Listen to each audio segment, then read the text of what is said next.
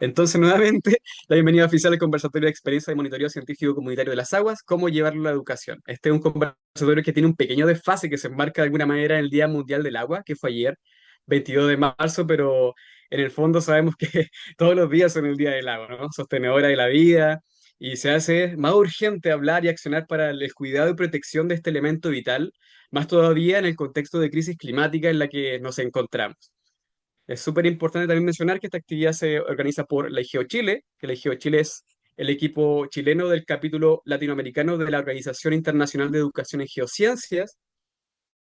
Y en ese sentido es importante mencionar que los mensajes son de exclusiva responsabilidad de quien emite los mensajes y no necesariamente representa la visión del colectivo. Y también le vamos a compartir un link de quien esté interesado o interesada en participar en la actividad del EGEO, ser parte del equipo. Somos un equipo voluntario, interdisciplinario, entonces siempre bienvenidas, nuevas energías, disposiciones, actividades para que se sumen al equipo. Van a ser bienvenidas y bienvenidos. Ese link lo vamos a dejar también en el chat en algún momento. Paul, que es el coordinador nacional del EGEO Chile, está presente. Paul, eh, si quieres compartir alguna palabra para las personas asistentes el día de hoy. Claro que sí. Primero que todo, darle muy buenas tardes a todos. Gracias por darse el espacio en esta instancia de conversatorio. Tal como indicaba ya la importancia del agua. Y como coordinador de la IGEO, extender mi más sincera invitación a todos los que estén interesados que sean parte de esta red.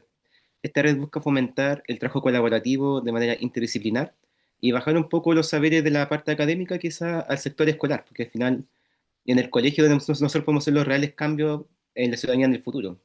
Nuestros estudiantes son los que en el futuro van a ser grandes profesionales o van a estar preocupados de este cambio climático, el medio ambiente, entre otras problemáticas que existen. Así que están muy cordialmente invitados a que nos conozcan, que vean nuestras redes, algún video que hayamos ya generado, puede ser muy aclaratorio, así que están súper bienvenidos. Súper. Gracias, Paul. Entonces, ahora sí, darle la bienvenida oficial y agradecimiento profundo a Débora Ramírez Rojas, profesora, certificadora de la metodología internacional Global Water Watch de monitoreo de la vigilancia de las aguas, integrante de Fundación Manzana Verde. Señalar solamente a modo de metodología de este conversatorio que Débora va a tener cerca de 25 minutos para presentar y luego ya se abre el espacio de la palabra para intercambiar preguntas, reflexiones con todas las personas participantes el día de hoy. Entonces, nuevamente, gracias, Débora, por estar aquí. Tienes todo el espacio para tu presentación. Muchas gracias, Jonathan. Muchas gracias. Eh, ¿Se me escucha con retorno? Ah, no, ya no. Gracias. Muchas gracias por la invitación, equipo de Legeo. No sé si lo estoy diciendo bien. Chile, una feliz coincidencia encontrarnos acá. Con Yadrea nos encontramos por primera vez en una situación bien particular en un espacio de foros por la tierra, donde nos invitaron harto a soñar sobre lo que necesitábamos hacer para poder mantener los bosques, el agua y la tierra. Y bueno, hoy día es un placer estar aquí y poder compartir con ustedes. Acá hay algunas monitoras del programa de Global Water Watch. Estoy muy feliz de que estén acá. Un abrazo para todas. Y algunas de ellas son profesoras. Me encantaría que ellas hicieran esta presentación, porque finalmente ellas son quienes están implementándolo en uno de los lugares más complejos de poder implementar las metodologías de monitoreo, no por la dificultad en sí misma, sino porque también la estructura de la escuela formal muchas veces lo hace complicado y me imagino que de eso, sobre todo a quienes son profes, no tengo que extenderme tanto. Pero un placer poder compartir con ustedes. Yo soy profesora también de formación. Soy profesora de español, algo un poco lejano a lo que me dedico en este momento. También soy maestra en agroecología y por oficio me convertí en facilitadora comunitaria. Les cuento esto porque ha sido un largo recorrido el poder encontrar las herramientas que hoy día nos hacen posible compartir herramientas de ciencia comunitaria, pero también de otras áreas que sean efectivas y que nos ayuden a poder generar experiencias que son significativas o buscamos que sean significativas. Así que, sin más, voy a presentar aquí un poco Locatelli la foto que puse, pero tiene todo el sentido porque los espacios que facilitamos buscan ser precisamente descentrarnos un poco de la experiencia cotidiana del aprendizaje, sobre todo es un momento en que estábamos enseñando cómo se movían los macroinvertebrados en el agua y cómo eso también se convierte en una forma de identificarlos, que es algo importante dentro de las metodologías de monitoreo comunitario. Y la mejor forma es explicar su baile con el cuerpo, porque es con el cuerpo con el cual se desplaza.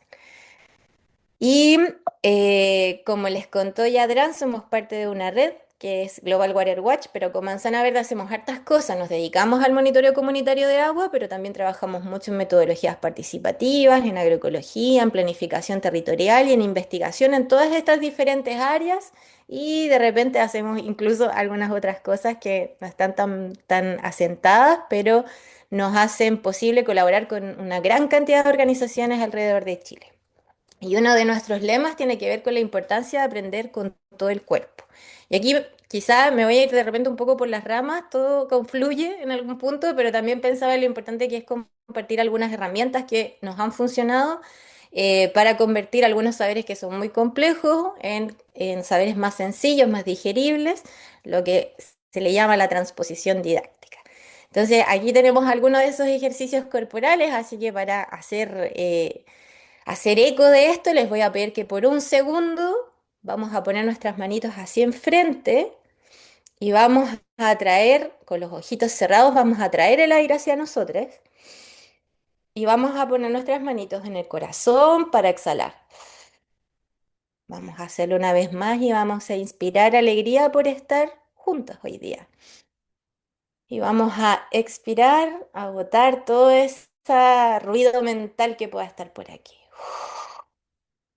Vamos a hacerlo una vez más con más placer, vamos a respirar y vamos a exhalar con más fuerza.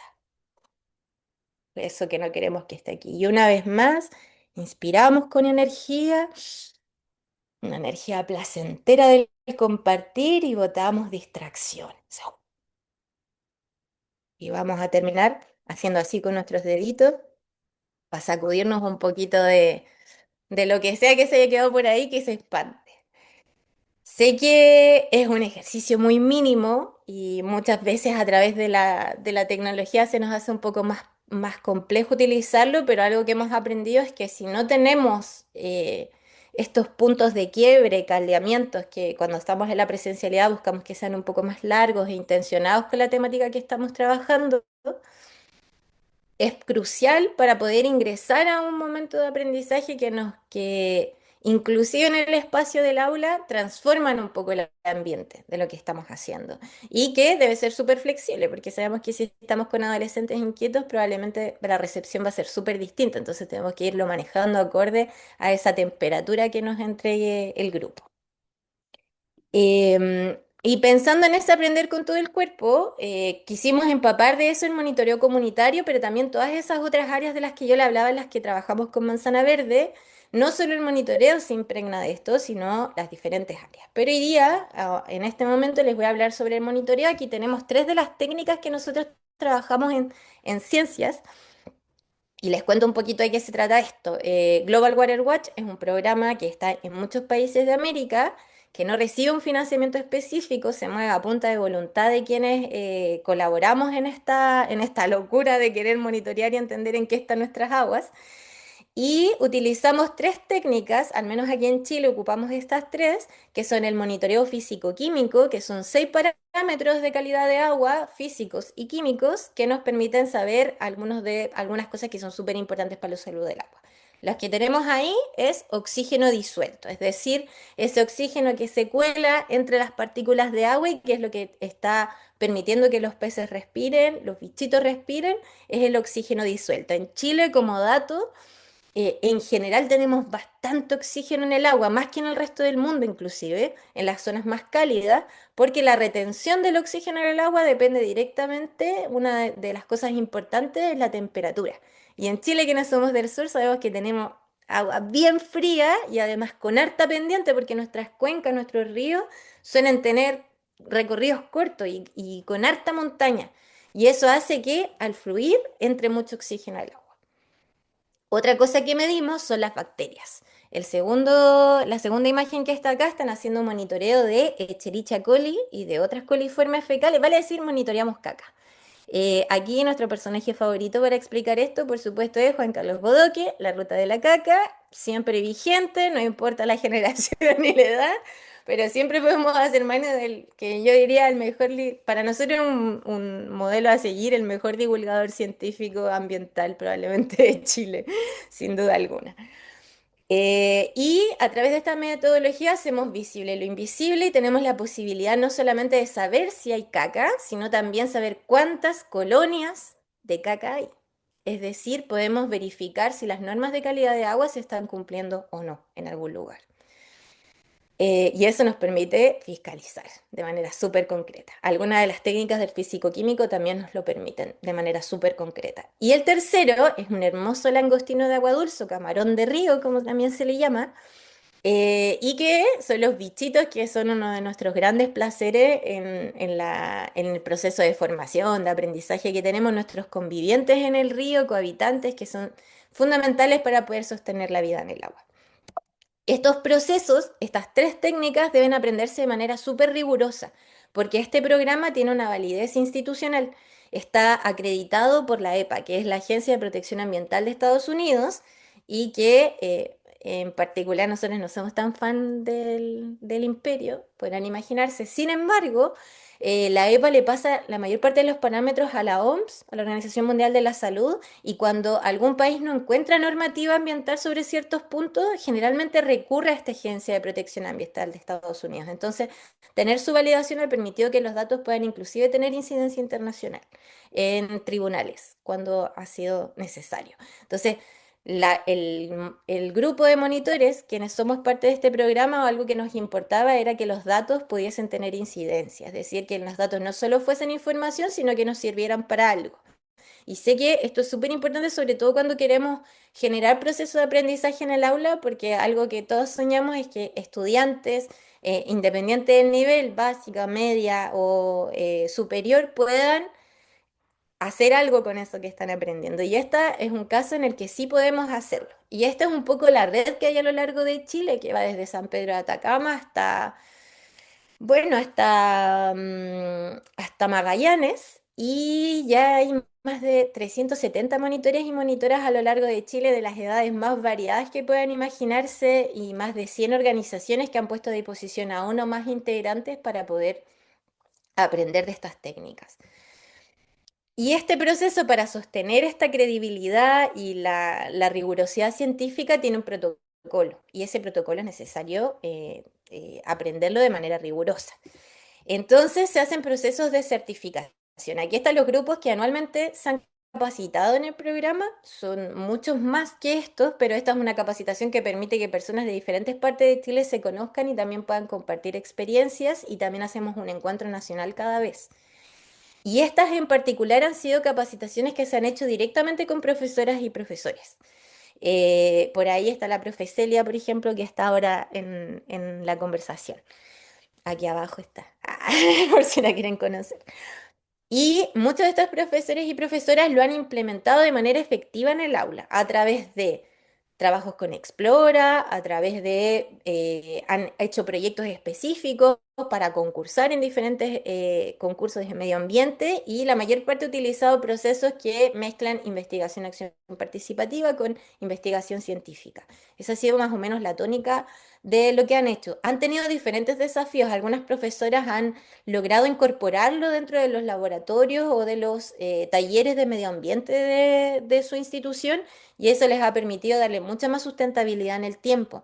Otras no han tenido esa suerte, entonces han hecho microproyectos o han hecho colaboración con el programa Explora para poder llevarlo a cabo de manera más constante y no ser cuestionada por los directivos, que parecen ser algunos de los cuellos de botella que muchas veces, sobre todo en la educación básica y media, es como hay que estar siempre convenciendo una y otra vez de que lo que se está haciendo es valioso. Y entonces estos procesos de aprendizaje teórico y práctico han conllevado un montón de desafíos, porque no es tan sencillo hablar a veces sobre algunas propiedades específicas del agua. Y la verdad es que la técnica está pensada para que llegue a cualquier persona. Por ejemplo, lo físico-químico, este es el kit, es una maletita que se lleva a cualquier parte. Y algo que es como un mantra es que lo sencillo no tiene por qué ser enemigo de lo complejo. El tener el buscar una manera sencilla de explicar algo, buscar diferentes formas de graficarlo, mostrarlo, acuerparlo, no tiene por qué significar que le quitamos complejidad al fenómeno que estamos observando. Y otra cosa que para nosotros es súper importante, que para nosotros es lo básico, el corazón de hacer ciencia, y que podamos decir que sí, somos personas, uno de nuestros compañeros, un Lamian que era parte del programa, que falleció hace poquito más de un año, Lamian Juan, eh, él siempre se autonombraba como un científico del pueblo. Y muchos compas lo han acuñado así. Y creemos que este es el corazón, devolver las preguntas, poder devolver las preguntas a la comunidad y compartir herramientas prácticas para poder encontrar respuestas. Yo personalmente crecí en el pueblo de Arauco, al ladito de la planta de celulosa. Y observé junto a mi comunidad un montón de fenómenos ambientales, de contaminación ambiental súper duros. Jugué con mercurio en la sala de clases porque salía del suelo. Viví con un olor nauseabundo la mayor parte de mi vida, que era el olor que venía de la fábrica. Sin embargo, constantemente venían desde la empresa a decirnos a nuestra sala de clase que la empresa no contaminaba. Y algo que se daba en el pueblo, que tenía una dependencia económica muy directa con la forestal, era que no había que hacer ciertas preguntas. Había cosas que era mejor callarse. Entonces, algo muy valioso que creemos que tiene la ciencia comunitaria es esta capacidad de devolvernos la pregunta, de volver a preguntarnos las cosas que nos han acallado, de devolver preguntas que parece que como no hay respuesta ni nadie va a fiscalizar, ni va a venir la entidad pertinente a responderlo, entonces nos quedamos con la pregunta nomás o la callamos. Pero con estas herramientas somos capaces de encontrar respuestas, de diseñar, hacer diseños experimentales, que la comunidad plantee sus diseños a través de sus sospechas de lo que le está inquietando y que pueda responderlas. Y nosotros hemos tenido la suerte de poder facilitar estos procesos a personas, como les decía, de muy distintas edades, estudiantes que están en época escolar, abuelitos, abuelitas, personas que ya están jubiladas, los jubilados y alocados por el agua, les decimos a un grupo que hay dentro de los monitores. Y también en contextos interculturales, hemos estado en Bolivia, en Perú, en Argentina, facilitando también las capacitaciones. Y creo que si bien en el contexto mapuche, por ejemplo, ha sido súper rica la experiencia, quería mostrarles esta que es con comunidades aymara. Porque nos encontramos frente a un contexto intercultural donde la primera lengua de la mayor parte de las personas era el aymara, algunas solo eran hablantes de aymara, y además en espacios donde tradicionalmente las personas que vienen externas muchas veces han puesto su saber por sobre el saber de los demás. Entonces, esto ha significado poder encontrar adaptaciones pedagógicas y didácticas que abrían primero el espacio para que todos pudieran hablar en sus diferentes lenguajes y que pudiéramos validar esa experiencia, poder validar la voz en la lengua de quienes estaban allí participando. Eso lo hicimos a través del juego. La dinámica era muy sencilla, hacíamos algunas inspiraciones parecidas a las que hicimos al principio, luego vocalizábamos con una A muy suave, luego esa A la subíamos y la bajábamos de tono, como en un A, y luego íbamos diciendo agua en todos los idiomas que estuvieran presentes en ese espacio, que eran aymara, quechua, una lengua maya que no recuerdo el nombre, había inglés, español, mapudungún. Y todas esas lenguas las hacíamos sonar en un canto. Y después de eso, a lo que invitábamos era que cada uno y cada una hablase de la manera en que se sintiera más cómodo y cómoda, y que nosotros, quienes estábamos facilitando, íbamos a buscar la manera de entender lo que nos estaban comunicando. Esa, ese, esa muestra de, no sé, humildad quizá o de disposición, de una disposición a aprender el lenguaje del otro, abría el espacio para que todas las compañeras y compañeros, sobre todo mujeres que no hablaban español, se sintiesen mucho más confiadas y confiadas a poder hablar en su lengua materna. Aquí el colega lo que está haciendo, el compañero, está explicando en Aymara, que era la lengua de las demás, el procedimiento que nosotros estábamos explicando en español. Entonces hubo traducción en tiempo real por parte de las mismas personas del lugar que estaban haciendo los ejercicios y que permitió que tuviéramos una experiencia exitosa de aprendizaje en un contexto que parecía muy complejos y quizá o que hubiera obligado a que nos hubiéramos perdido la riqueza de la experiencia de los demás a través de sus propias lenguas. Y aquí pongo otra herramienta que para nosotros ha sido súper importante, sobre todo porque creo que casi nadie tiene plata en su escuela para hacer una maqueta de la cuenca. O a veces explicar qué significa una cuenca en una comunidad puede ser súper difícil. Los mapas nos dan un mapa plano, no da abasto para poder explicar la complejidad de las montañas, para entender bien los recorridos que tiene el agua. Y nosotros algo que pudimos desarrollar por pobreza también, fue una herramienta creatividad que surge de situaciones precarias, fue el mapeo en 3 dimensiones. Entonces lo que ocupamos son telas, lanas, algo para hacer volumen, para poder mostrar las montañas y con eso creamos una maqueta que se puede mover a cualquier parte y luego el resto es creatividad colectiva. Es decir, todo lo que tenga, bueno, siempre también ponemos a disposición papeles y lápices que permitan detonar esa creatividad, pero también invitamos a que utilicen cualquier herramienta que pueda ayudar a explicar el territorio.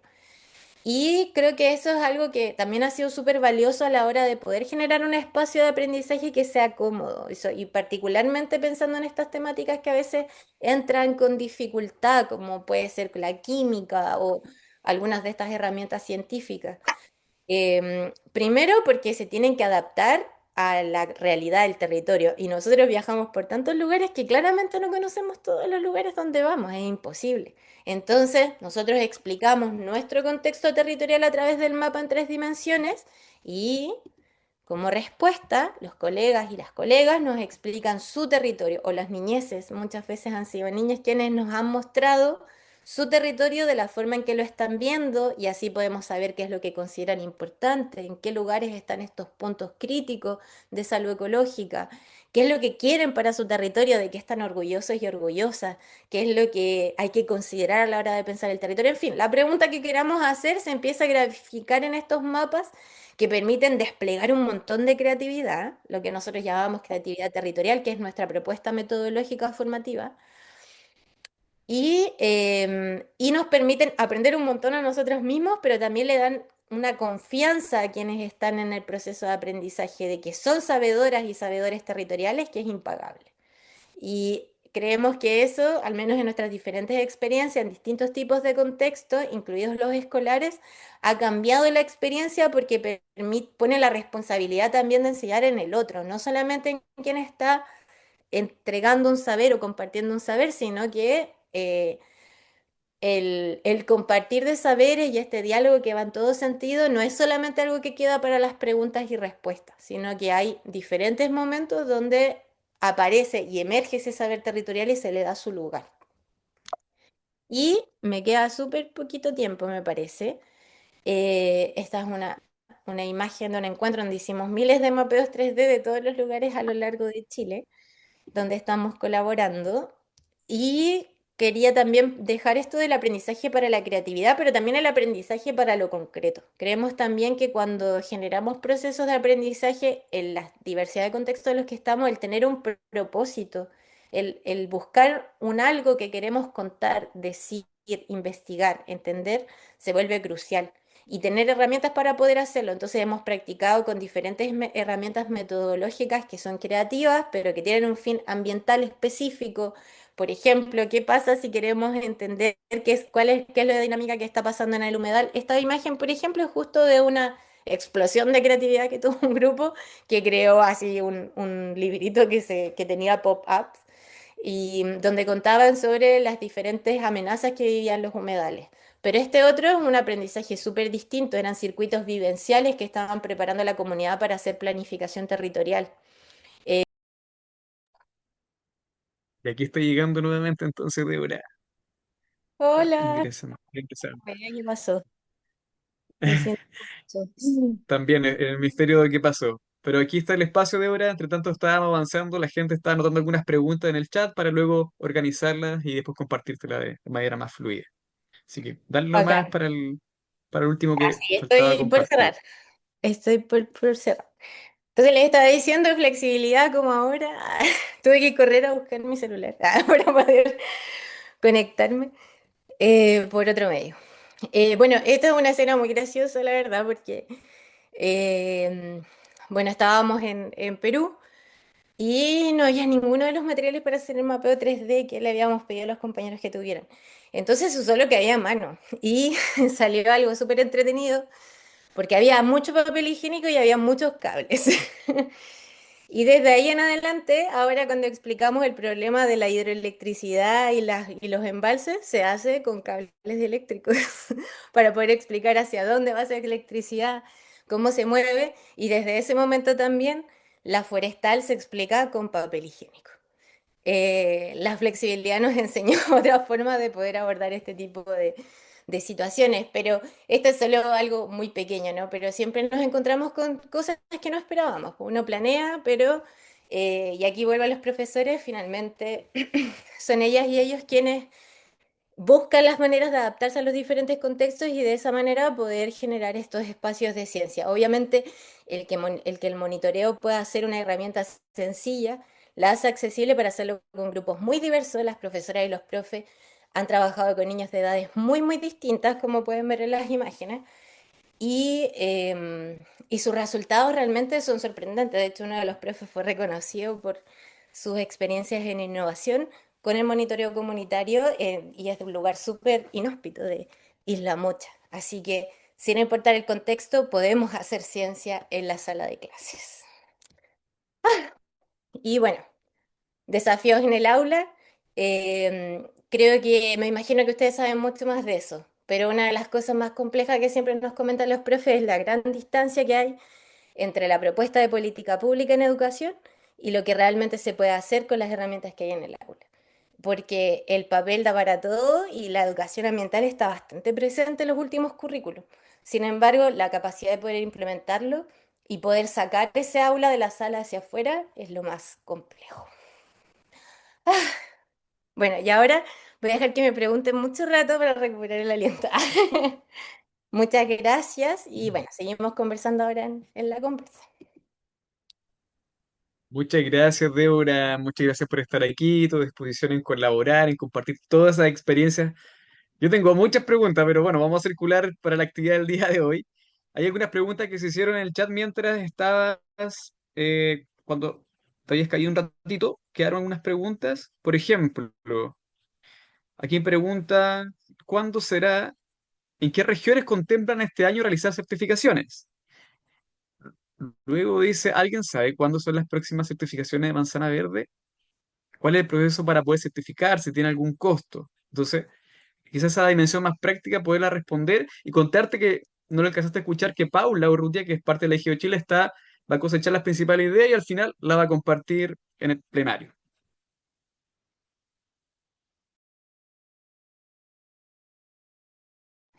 Bueno, les cuento sobre eso. Sobre las certificaciones, este año estamos teniendo un año como bien complejo porque cada vez que las hacemos, cada vez que las realizamos, es una enorme energía poder reunir los recursos para poder juntar a muchas personas en un mismo lugar. La modalidad es de al menos 3 días, es un día por técnica y el aprendizaje es teórico y práctico cada vez. Em, Todavía estoy, es que tenía el celular muy lejos. Estaba en el auto, entonces como que corrí al auto, volví. Y vivo en el cerro, entonces subí de escaleras. Em, Respecto a eso, respecto al tema de las capacitaciones, este año esperamos poder hacer una en noviembre como es usual, cuando hacemos la certificación y el encuentro, pero va a depender de nuestra capacidad de encontrar financiamiento para poder realizarlo. Respecto a los costos, en general, la capacitación anual no tiene costo, para quienes asisten, más allá de su tiempo y de la energía que van a disponer y que esperamos que continúen disponiendo, esa es la lógica, que puedan continuar haciéndolo a través del tiempo. Em, Sin embargo, hay municipios e instituciones que han financiado capacitaciones para sus propios equipos y a través de financiamiento, a través de proyectos, nosotros generalmente acompañamos a las organizaciones a hacer esas postulaciones o a las instituciones para que puedan tener financiamiento y hacerlo. Y hemos estado buscando incidir e intentar lograr con Mineduc buscar algún tipo de alianza que permita capacitar a profesores a lo largo de Chile de manera más específica, al menos a grupos pilotos o de alguna manera poder avanzar desde ahí. pero no ha sido sencillo. Harto pimponeo. Y bueno, y asumimos que ahora ingresando el nuevo gobierno, esto también va a volver a retomar todo un tiempo de lograr encontrar a las personas que puedan ser sensibles a las temáticas y que estén interesados en poder implementarlo. Así que no es, quizá no es tan alentador lo que les estoy contando, pero sí les contamos que a lo largo de Chile nosotros estamos en muy distintos lugares, entonces vamos a implementar muy pronto, así que estén atentos ahí a las redes sociales de Manzana Verde, Instagram Fundación Manzana Verde, porque vamos a dejar una ficha disponible para que se pueda presentar el interés de grupos, comunidades o individualidades que quieran implementar el monitoreo comunitario, porque creemos que es súper poderoso poder mostrar a cuántas personas está beneficiando esta idea de tal, y cuántas desean acceder a ella para también poder avanzar en la búsqueda de financiamiento oportuno y también para que nosotros sepamos en qué lugares están las personas que quieren monitorear, porque a veces se generan certificaciones locales, como por ejemplo, les soplo que pronto probablemente va a haber una en Ancud y ahí ya hay personas interesadas, pero puede ser que haya otras personas que estén en este grupo que estén interesadas y que se puedan sumar a una capacitación que ya está en curso, porque ya el municipio está en esta intención clara de hacer una capacitación de monitoreo. Y un grupo mínimo Interesante. son de 6 personas. Acabo de ver en el, en el chat. Ah, súper. Mire, preguntaban que si habría posibilidad de hacer certificaciones online y dónde sube los datos de monitoreo. Esas son las otras preguntitas. Capacitaciones online. Solo online, no, no. No hay capacitaciones que solo sean online. Sí, a veces se hace la parte teórica en línea y la parte práctica en vivo, pero siempre tiene que haber una práctica concreta porque hay un montón de cosas de técnicas y como física con el kit y con los diferentes instrumentos que es importante tener la práctica manual. O sea, que alguien te esté observando y te acompañe en ese proceso. ¿Cuál es la otra? El, el línea. Ay, se me fue. Habías dicho una ¿Dónde se segunda. subían los datos? Los Ah, los datos datos. levantados. Hay una Sí. plataforma que ahora muy prontito ya se va a lograr implementar en Chile, que es donde se suben los datos de los diferentes lugares que están haciendo monitoreo en el mundo y uno puede comparar los datos y todo. El grupo elige si esos datos son públicos o si solamente son visibles para la organización o si solo son posibles para la red global. Los grupos son dueños de los datos que producen. Ustedes son los científicos, entonces ustedes deciden quién ve sus datos. No es algo donde nosotros tengamos injerencia. La mayor parte de los grupos ha decidido, de hecho todos los que yo conozco, han decidido que esos datos puedan disponerse a quien los solicite. Súper. ¿Cuál es el lugar de Chile? Ay, aquí estamos con el chisme. ¿Cuál es el lugar en Chile donde encontraron mayor contaminación? ¿Y cuáles son los planes de acción? Oh, chuta, yo no sé si hay como un lugar. Pero en términos de caca, em, el río Andaliana aquí en Concepción, muy, muy intenso. Lugares como sin condiciones ecológicas, también aquí en la región, Humedal Bayona, casi sin oxígeno, con peces muertos por contaminación. Y hay otras cosas que son como emblemáticas, como contaminaciones puntuales que no definen que ese cuerpo de agua esté siempre contaminado. Pero es muy emblemático, por ejemplo, en una laguna de aquí de Concepción, un día amaneció verde y estaban todos los peces muertos. Y tenía que ver con que había habido una contaminación puntual. El paradero de micro hizo una lavatón con todos los vecinos y las vecinas, y la lavatón fue aguas arriba, o sea, cerro arriba de donde estaba la laguna. Entonces todo el bajón, o sea, el jabón bajó y basificó el agua, o la alcalinizó. Es decir, el pH se fue para arriba.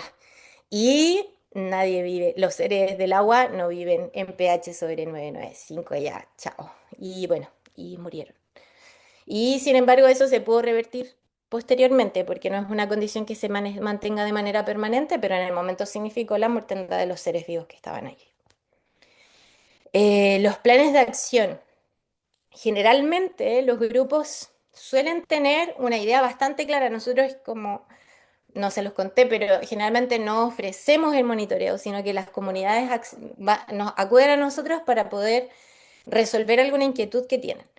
Entonces ya tienen algunas preguntas y tienen más o menos trazado algún plan. Sin embargo, nosotros colaboramos con una coalición que se llama Ríos Protegidos y con este grupo algo que hacemos es investigar sobre diferentes tanto herramientas de protección como también mecanismos de denuncia.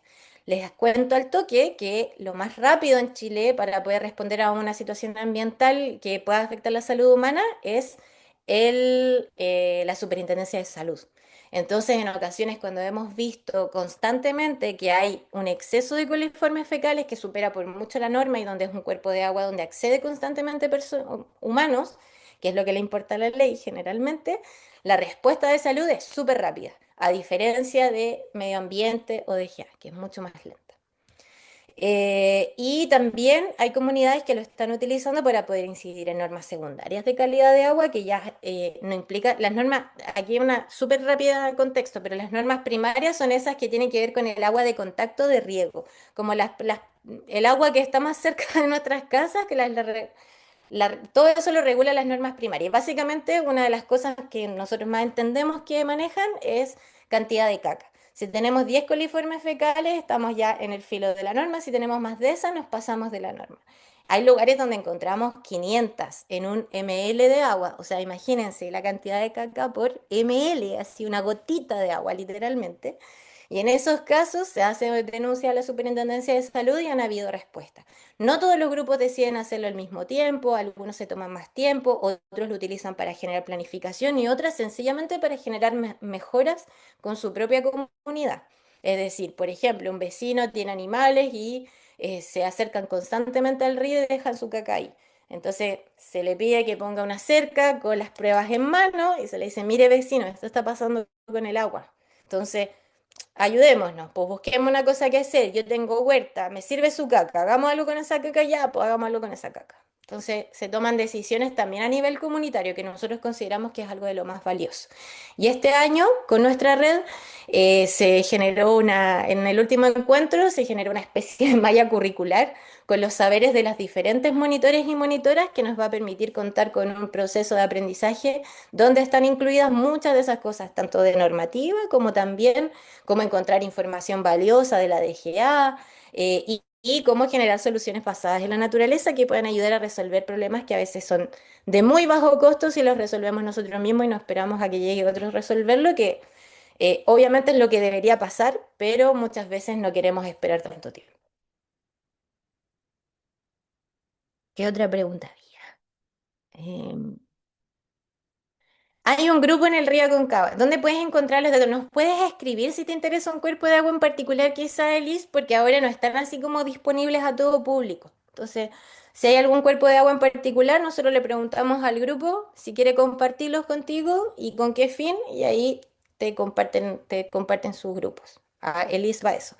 Y si hay un grupo en el río Concagua que empezó a monitorear hace poquito, están en proceso de armar ya, de lograr armar todo su kit completo. Así que van a estar monitoreando allá. No me acuerdo si tienen un Instagram o algo para seguirlos, pero les puedo preguntar o nos puedes escribir a Fundación Manzana Verde para poder recordarlo y te mandamos ahí información para que puedan contactarse, porque me recuerdo que son laquitas, como que es un grupo de música las compañeras que están al mismo tiempo monitoreando.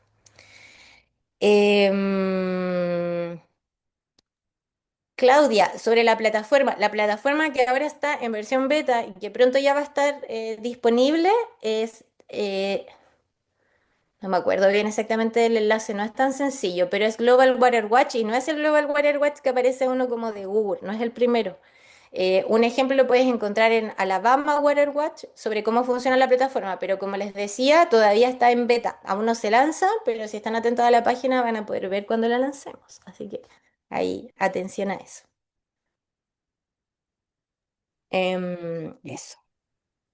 Igual invitarles, gracias Débora, a ver si alguien quiere levantar la manito, igual compartir brevemente, así, bien conciso, alguna reflexión, algún sentir respecto a todas estas experiencias que nos compartía Débora, para que no quede solamente las preguntas del chat, podamos escuchar alguna voz. Para saber que no son robots, que no son IA. ¿Hay alguna manito arriba o no? Ahí Matías comparte algo. Quizás el mismo grupo puede ser Matías, porque, bueno, el grupo que era Voluntarios por el Agua, que estaba situado en Maipo, como que se subdividió y se creó este grupo en Aconcagua que está monitoreando. Y sé que además más hacia arriba, en San Felipe y todo, también se dan... eh, ahí está la Caro, po. Sí, la Caro es la protagonista, así que se pueden poner en contacto, Elis, que te acaba de contestar. Sí, ahí está. Y sobre los grupos de monitoreo, sí, además también iba a venir alguien de San Felipe justo en el último monitoreo.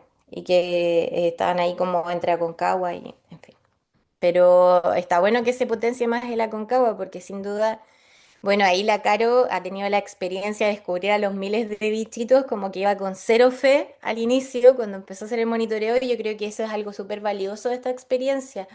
Siento que nos devuelve la niñez, sobre todo cuando se trabaja con adultas y adultos, es como que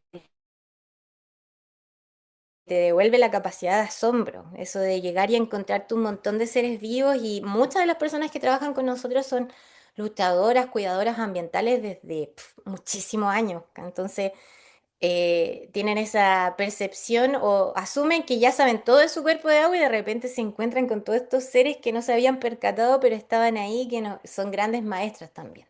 Ahí Jorge tiene la manito levantada. Jorge, ya. Adelante, Jorge. Hola, buenas tardes. Mire, yo soy Jorge Yanca de Pichilemu. Eh,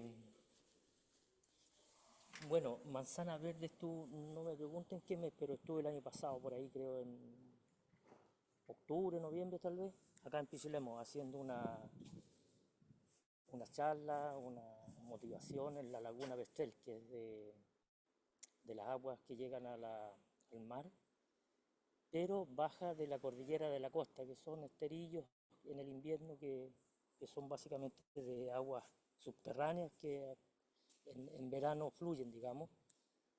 Pero ahora con las plantaciones de pino y eucaliptos prácticamente no hay aguas subterráneas. Solamente esa laguna corre, se llena y sale al mar con las lluvias que hay en invierno a partir de, bueno, ahora llovió en marzo, pero generalmente acá llueve a partir de abril, mayo y se para la temporada en agosto, septiembre, lo mucho.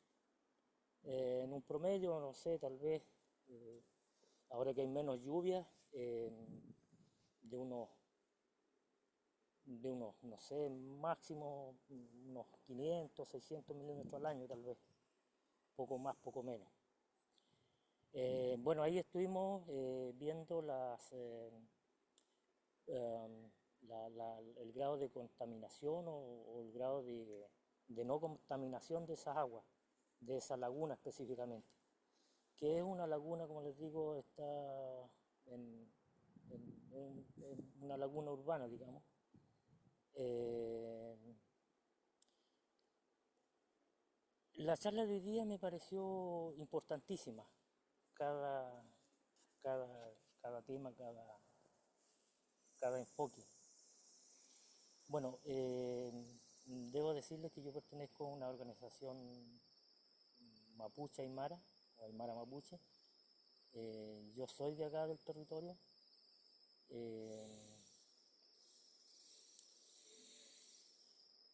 Eh, a mí me interesa, yo ya fui alumno, ya tengo mi kilometraje recorrido, pero en esto, en mí está innato conservar no solo el agua, conservar el territorio en sí, porque como les mencionaba, hay plantaciones de pino, eucalipto, que ya no existen las aguas subterráneas. Eh, pero no lo hago por moda, o sea, yo nací acá en el territorio y veo cómo está deteriorándose cada día más esa laguna, la laguna de Cahuil también, donde se produce sal, donde se extrae sal de forma artesanal por hace un buen rato ya, antes de la llegada de los españoles. Y Y pareciera que este tipo de actividades fueran el neo-hipismo. No sé si a alguien le molesta esa palabra, pero yo lo veo un poco así. Eh, yo creo que tenemos que preocuparnos no solo del agua, sino de qué es lo que hacemos con el territorio donde habitamos. ¿Y por qué digo esto? Porque acá, con las plantaciones de pino, lo positivo y lo negativo que ello tiene, ha traído a la población y a la tierra en sí más perjuicios que beneficios. Porque allí donde había arbolitos, arbustos, que muchos de ellos eran comestibles, que nos servían de alimento y también nos servían de medicamento. Allí se producían chaguales, que es un alimento, el Puya silvestris, Puya chilensis, ya hoy día no existe. Allí donde había pangui o nalcas, como se dice, de la octava región al sur, ya hoy día no existen. Allí donde habían coile o cowil o cogil, hoy día ya no los vemos. Tuve que viajar unos par de kilómetros tierra adentro para encontrar unos par de coiles para que mis hijos los conocieran. El mayor tiene 26 años y nunca había probado ni conocía el coile o cowil. A ese nivel de destrucción estamos con cómo miramos el desarrollo de nuestro entorno. Eso. Qué bueno que estén en esta parada y que se metan a la primera infancia para que valoren el entorno, no solo el agua. ¿Que es importante? Sí, es muy importante, porque acá, como les digo, la laguna, toda esa agua que bota el tratamiento de aguas servidas de la comuna, en el invierno se abre la boca, se rompe la barra y va a caer al mar. Ya no hay marisco, ya no hay cosayuyo, luce, o si hay son muy pocos. La jaiba de playa se perdió y producto de eso. Así que disculpen lo extenso y tal vez lo negativo, pero es la realidad de la que yo vivo. Y nuevamente le agradezco la charla de hoy día, la exponencia, y especialmente le agradezco el minuto que me hayan escuchado. Peimuten. Muchas gracias, Jorge. Sí. Yadran, súper cortito. Sí, pues, Jorge, todo lo que lo que mencionas, bueno, nosotros vivimos en Biobío, así tenemos un doctorado en saber cómo nos destruye el pino y el eucalipto como propuesta productiva que ocupa todo el territorio. Qué gusto que podamos haber vuelto a coincidir aquí. Y por eso, como les mostraba al principio, nosotros no solo trabajamos con el monitoreo de agua, el monitoreo de agua es parte de algo más amplio y que tiene que ver con la salud ecológica de las cuencas. Por eso también hemos desarrollado esta tecnología para entender qué pasa en la cuenca, un ejercicio que también hicimos en Pichilemu y sin duda es como una puerta de entrada, finalmente. El monitoreo, para quienes ya no están en procesos de cuidado de la naturaleza, funciona muchísimo para poder ingresar desde otro lugar, desde un lugar diferente, que quizá de repente se siente, como tú decías, menos hippie, porque es ciencia, pero a poder comprobar eso que está pasando en el territorio y permitirnos tomar decisiones más inteligentes, porque todo lo que está arriba va a bajar, todo lo que está pasando en la cuenca es lo más interconectado posible que podemos imaginar y su planificación, su organización y las decisiones que toman tanto pequeños propietarios como grandes propietarios, como todos quienes habitan una ciudad, una cuenca, un espacio territorial, rural o urbano, va a afectar a esos cuerpos de agua que son parte de la vida. Entonces, sin suelo sano no tenemos agua sana. Sin glaciares, los que dependen solo del agua de la nieve en la montaña no van a tener agua. O sea, ¿qué está pasando con Santiago? No se pregunta, así como, ¿qué pretenden? Porque las ciudades gigantes como Nueva York tiene conservada la parte alta de su cuenca para que no quedarse sin agua. Sin embargo, en Chile estamos ignorando eso como si fuese una ganada y solo nos vamos de pérdida, así. Y Claudia tiene la manito levantada. Muchas gracias, Jorge, por la intervención. Hola, bueno, gracias, Laigeo, por esta charla y muchas gracias, Débora, por lo que compartes. Tengo dos preguntas, una como más práctica, que vi una guía súper linda que sacaron ustedes hace poco, pero me gustaría ver dónde la puedo adquirir y eso, y si además recomiendas algún otro material, página para aprender y acercarse a los macroinvertebrados. Y lo otro es de los macroinvertebrados, ¿cuál es tu favorito? El que más te asombra, el que más te gusta.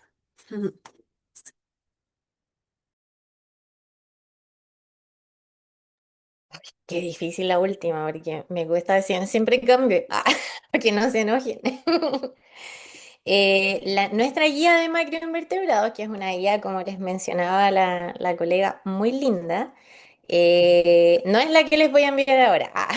La que les acabo de enviar es una que tiene disponible el GIF de humedales, que también es una guía muy linda, tiene peces y macroinvertebrados.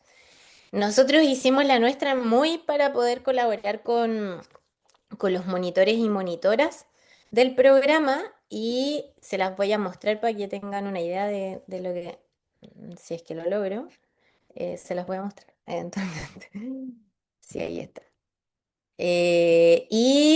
La pueden conseguir escribiéndonos a Manzana Verde. Ahí les enviamos la información que necesitan para poder conseguir una. Está, no, que compartir, cualquier cosa. Eh, no está de libre distribución porque justo los donativos para conseguir esta, ay, no sé por qué, no me permite. Pero, ay, ahí está, me pasé una guía, por favor, una guía de macros. Ahí hay una, están aquí mismo. Em, Porque tienen como las diferentes cosas que creíamos que eran necesarias si uno quería hacer una mini clase sobre el ciclo hidrológico, como que aprendemos sobre el ciclo hidrológico, aprendemos sobre microhábitats, sobre el comportamiento, sobre las transformaciones que nosotros llamamos el momento Pokémon. Lo enseñamos sobre todo con Pokémones, que es lo que pasa con las metamorfosis varias que viven. Y por este lado, el universo de bichitos hermosos que hacen este universo tan complejo e increíble. Y hoy día em, voy a elegir a alguien muy popular, pero que es esta ninfa de Matapiojo o de libélula. La libélula la vemos volando por todas partes, pero generalmente no sabemos que tiene fase de agua y que la mayor parte de su vida la vive en el agua, vive más o menos 2 años en el agua y solamente unos 3 meses aproximadamente en promedio en su vida voladora. Y es increíble porque es una gran cazadora, por lo tanto, la salud de los cuerpos de agua, que ustedes puedan pasar una primavera o un verano sin tantos mosquitos, se va a deber a que hay muchas de estas libélulas en un cuerpo de agua sano, son de calidad de agua intermedia, por lo tanto pueden vivir en varios tipos de situaciones y son grandes cazadoras, entonces se comen a todos aquellos que después se van a convertir en bichitos picadores no tan agradables y cuando ya son adultas, además, una de las cosas increíbles que tienen es que son de los pocos controladores biológicos de los bombos, de los abejorros exóticos que los conocemos, estos que son gigantes y que en vez de fecundar flores les hacen daño, abusan de las flores literalmente. Estas las hemos visto fileteándolos y comiéndoselos como una hamburguesa. Así que por eso, por su propulsión a chorro, porque se mueve a propulsión a poto, literalmente toma agua y ¡puf! La expulsa y sale nadando así. Y por sus grandes caderas de libélula, siempre esta vez voy a elegir a la libélula o donata, que es como la llamamos también. Muchas gracias por esa pregunta encantadora. Súper, buenísimo. Débora, mira, y a toda la gente, seguro aquí uno se va entusiasmando y muchas preguntas. Sabemos que estos conversatorios son bien acotados, es más también para hacer, traer un contexto general, estimular más preguntas y la acción sobre todo.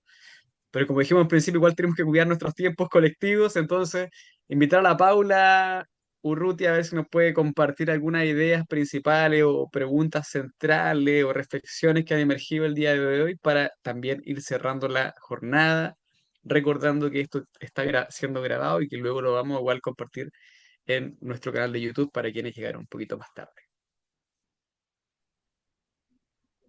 Primero agradecer a Débora. Creo que la, el conocimiento que tú nos traes, estos saberes que son tan distintos a los que uno normalmente trabaja o estudia dentro del aula, me parecen muy enriquecedores para toda la comunidad que está acá y especialmente para aquellos que van a ver nuestra grabación después. Te la vamos a compartir también, Débora, para que ustedes puedan utilizarla. La idea de esto siempre es compartir. Y dentro de todo esto,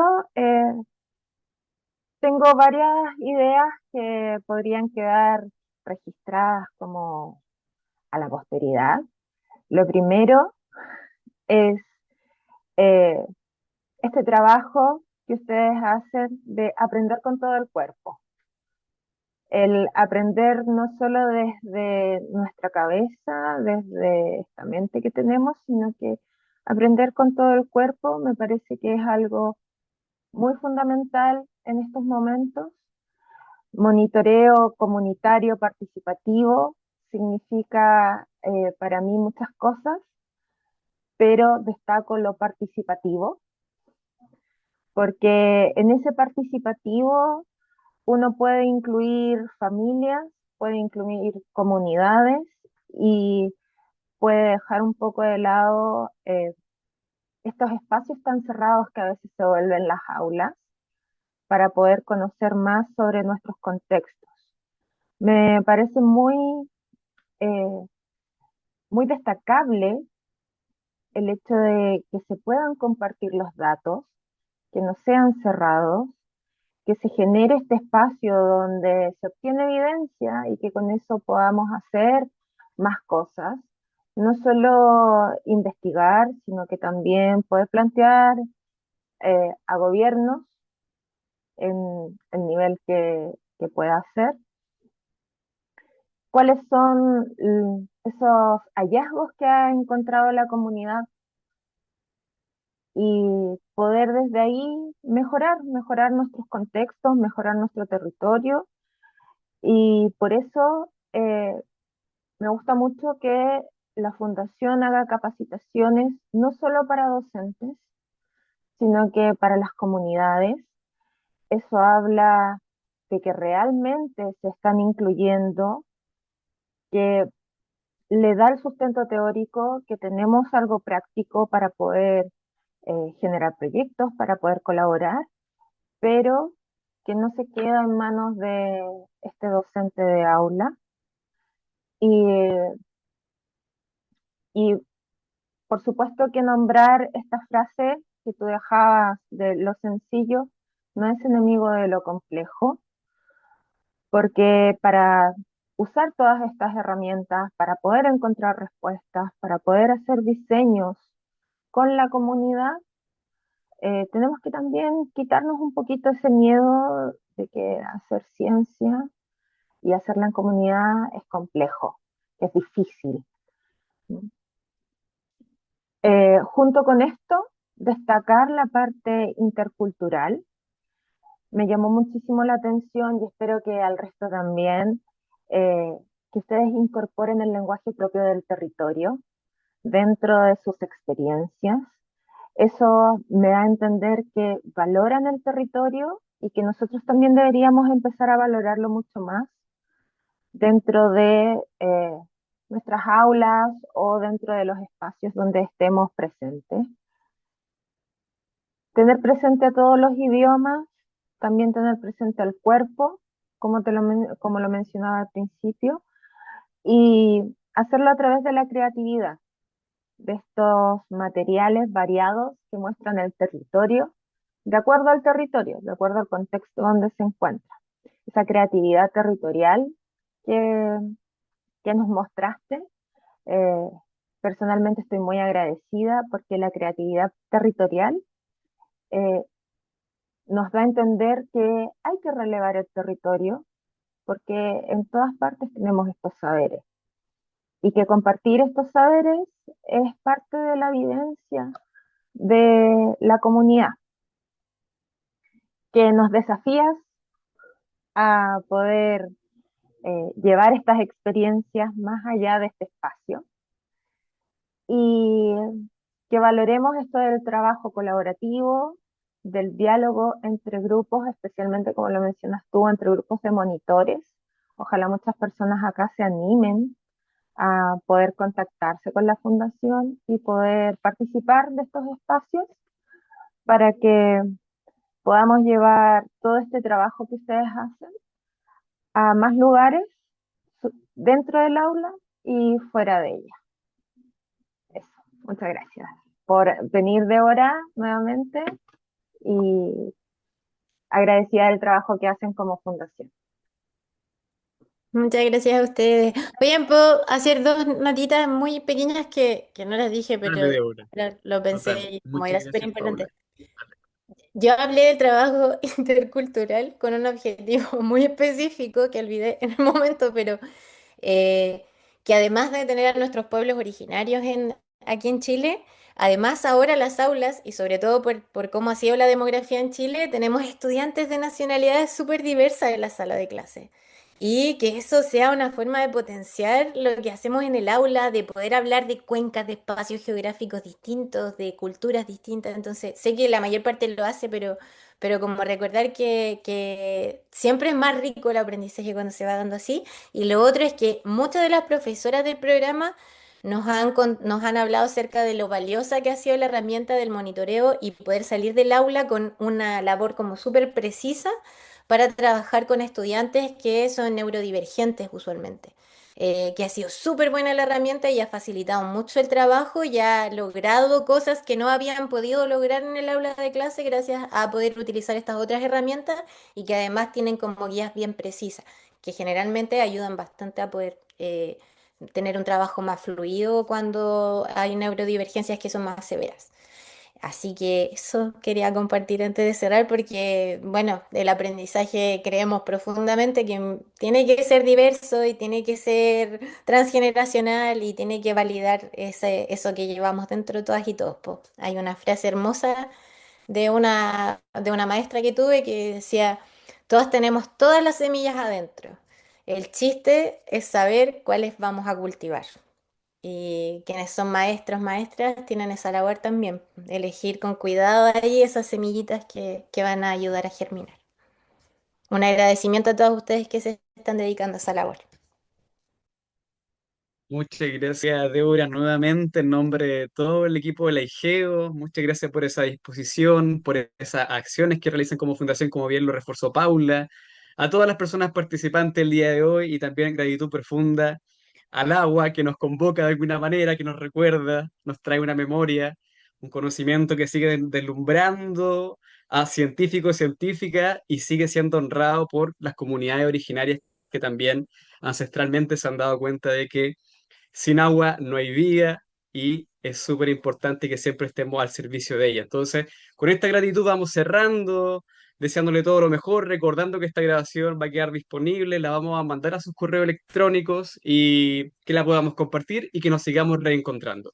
Gracias nuevamente, que tengamos un buen descanso, una muy buena semana y muchas gracias por todo. Podemos abrir los micrófonos, despedirnos. Chao, gracias. Muchas Chao, gracias, muchas Débora. Chao, gracias. chao. Muchas gracias, fue muy inspirador.